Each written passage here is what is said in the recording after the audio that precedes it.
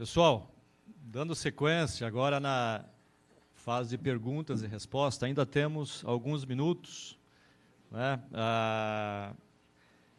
Muitas informações, palestra, pena que o tempo é curto, né? Para a gente aproveitar ao máximo aí, o professor Walter Bellick, mas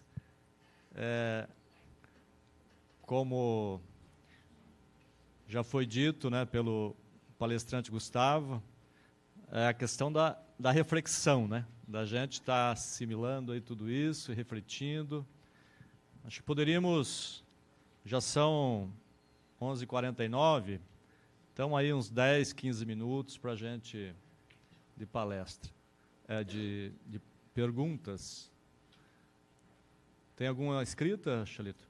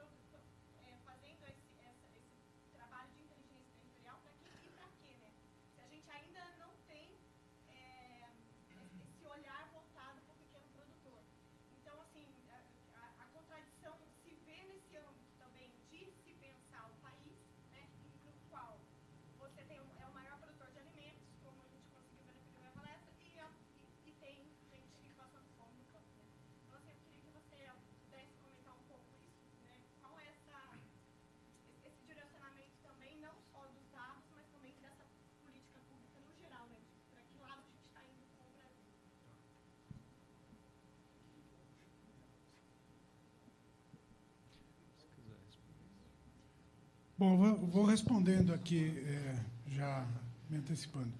Olha, os últimos dados preliminares do censo agropecuário estão mostrando que a gente tem aproximadamente 4.600.000, não sei, o Gustavo deve saber esse número de cabeça, quase 5 milhões de estabelecimentos rurais, né? Então, eu diria assim que 1 milhão de estabelecimentos rurais são extremamente produtivos e têm renda líquida positiva, né? Desse 1 milhão, eu poderia dizer que metade é extremamente moderno, absorvedor de tecnologias, né? E que está ligado nas questões do mercado. Os outros 500 mil tá aí em transição para essa coisa. São pequenos produtores. Muitas vezes o cara tem 50 hectares ou 100 hectares e está deslanchando, está indo bem, né? Ou seja, em primeiro lugar, nós temos 4 milhões de produtores rurais, estabelecimentos, que estão absolutamente à margem do mercado, né? E a pobreza está localizada basicamente nesse campo, ali na parte mais baixa desses 4 milhões. Então, quais são as políticas para esses 4 milhões? Né? A gente fica nessa discussão. Primeiro vem o ovo ou a galinha, né? A gente tem que criar mercado para esses caras ou tem que fazer ele produzir para ele poder entrar no mercado? O fato é que não existe mercado para eles, é muito complicado, né? O PA foi talvez um início de tentar inserir esses produtores em um circuito que é o circuito governamental, mas também é pouca coisa, né? Então, existem vários programas aí que são escalares.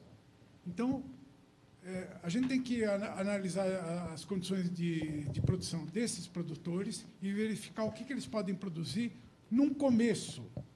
Então, na América Latina, por exemplo, existem vários programas que a gente chama de quintais alimentares. O cara começa a produzir ali, tem uma galinha. No México, eles dão codorna, por exemplo. Codorna altamente nutritiva. O cara começa a produzir codorna, come a codorna. Produzir milho. Então, produzir para o alto consumo. O segundo nível seria comercialização em esquemas regionais. Então, quando ele tem um excedente, ele leva para uma feira regional. Basta promover essas feiras regionais, garantir um espaço de comercialização. Muitas vezes nem circula dinheiro. Um terceiro nível é ele poder fazer uma comercialização numa escala maior, entregar para uma central de distribuição, onde é que estão as CEASAs, onde ele vai distribuir para as cidades, ou produzir um orgânico. Então, é um escalar. Lógico, nós não vamos tirar esse cara para estar produzindo com uma máquina colheitadeira. Não vai, né?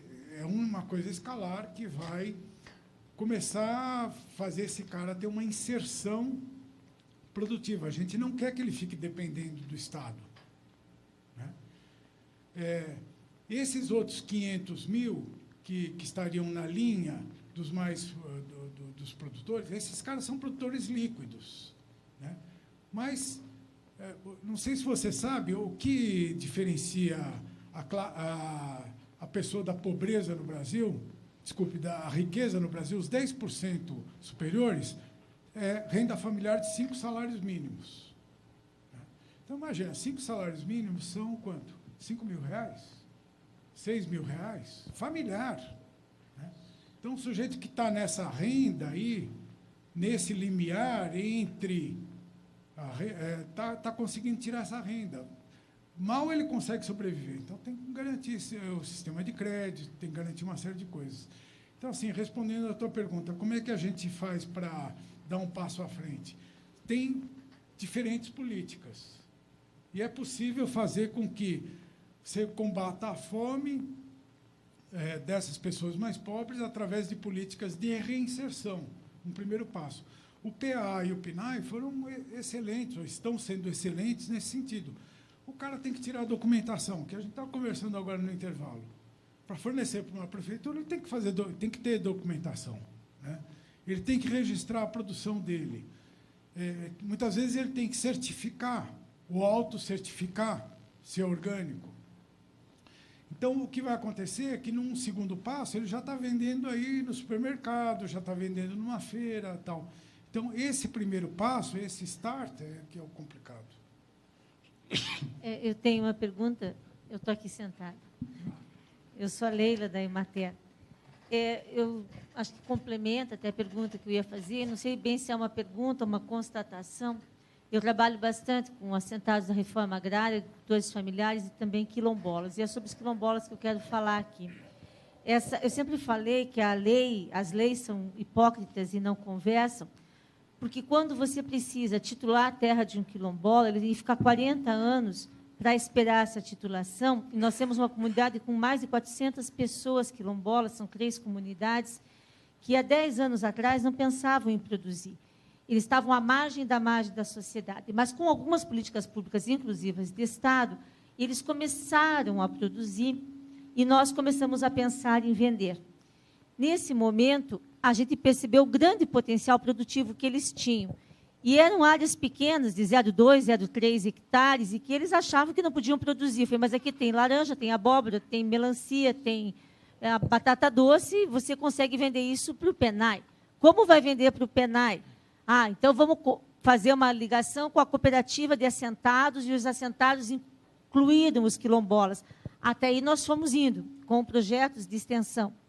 Só que chega um momento em que aquele agricultor quilombola, ele não consegue tirar a nota fiscal de produtor, e aí nós temos o pessoal da Conab, que foi preso porque tentou ajudar, porque tentaram resolver problemas, e que foram mal entendidos, e não se prende quem finge que tem um contrato de arrendamento ou comodato para levar no banco.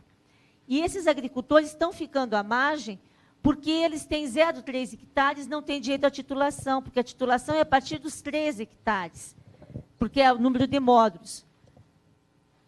Esses 3 hectares talvez sirvam e servem muito para evitar a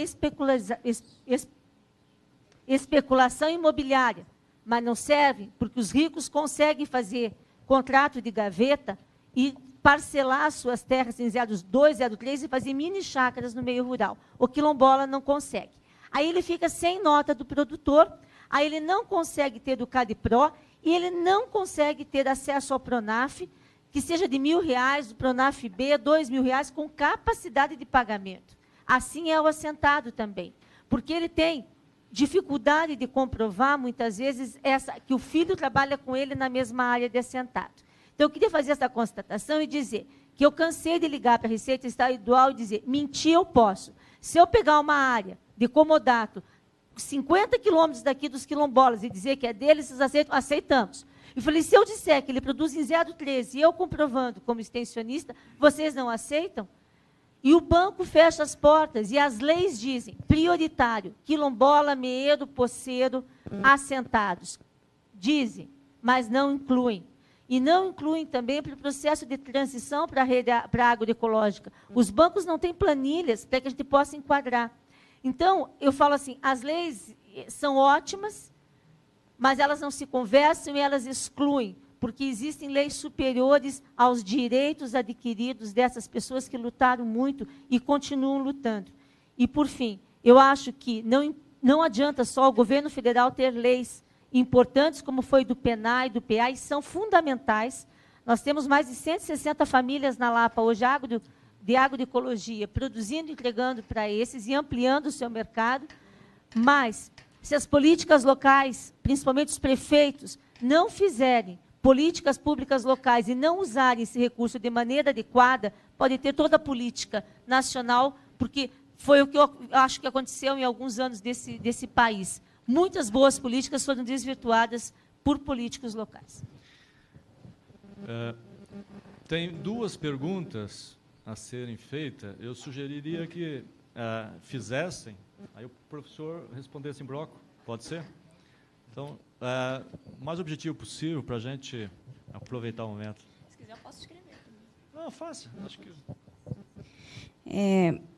A minha pergunta é que um dos dados que você colocou, professor, você faz uma relação de crescimento econômico, né, com a questão da distribuição de renda, com a redução da pobreza, né? E essa redução da pobreza faz com que as pessoas tenham mais acesso à alimentação. Isso não indica que elas vão se alimentar adequadamente, né? Que pode gerar o problema, por exemplo, como a obesidade. Em 2017, pela Carta Capital, tem uma reportagem que fala em que o Brasil ele desceu 13 posições no Índice Global da Fome, né, no geral. E eu gostaria de saber se isso tem relação com a questão do desemprego que ocorreu, né, os índices foram de 2017 para 2018, de mais de 13 milhões de desempregados no Brasil, né? Tem essa relação e eu gostaria de saber, na sua posição, como estudioso como não é uma política pública alimentar, como a reforma da Previdência, né, no geral, ela vai influir também nessa questão do trabalhador, né, com relação à alimentação e tudo mais, questão do desemprego, a flexibilização do emprego, o que é que isso influi.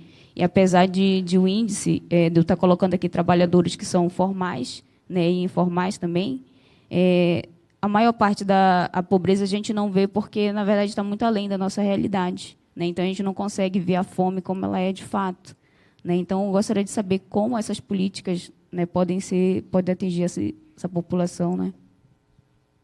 Muito bem. Acho que é a última.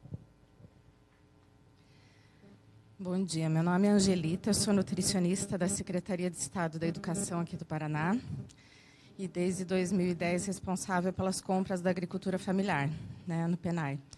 Nós temos 2.300 escolas estaduais, 1 milhão de alunos, né, e desde 2010 somos referência, né, na compra, na quantidade, na variedade de itens da agricultura familiar. Fomos o primeiro estado a cumprir os 30%, né, e hoje também somos o maior, atingimos 73% da compra da verba enviada pelo FNDE, utilizamos nas aquisições da